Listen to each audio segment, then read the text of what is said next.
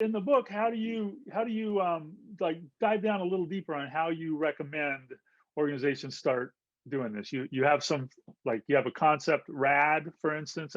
RAD stands for resilient, aware, and dynamic. And so the idea is that you build an organization itself. It's not like I'm trying to get completely rid of command and control or, rid of execution mode. It's like a palm tree is a very strong tree, right? It's got strength within it, but it's also flexible and it bends in the storm. Oh, good.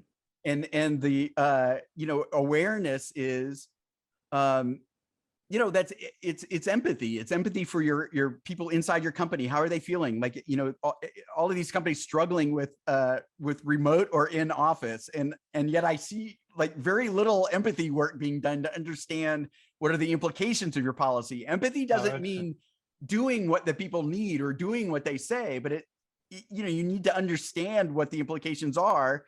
And even that understanding would maybe mean not everybody would leave your organization, right? But it's also awareness of things that are going on in the economy and globally.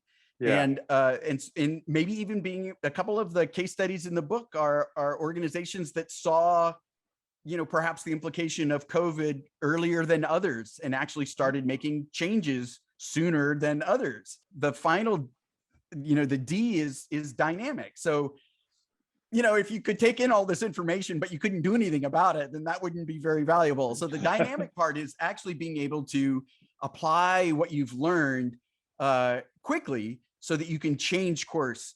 And so there's a lot of agile practices, the idea of sprints. And again, it's a software development principles originally, but it can be applied to everybody else. And no, everybody doesn't have to do 1 week or 2 week sprints.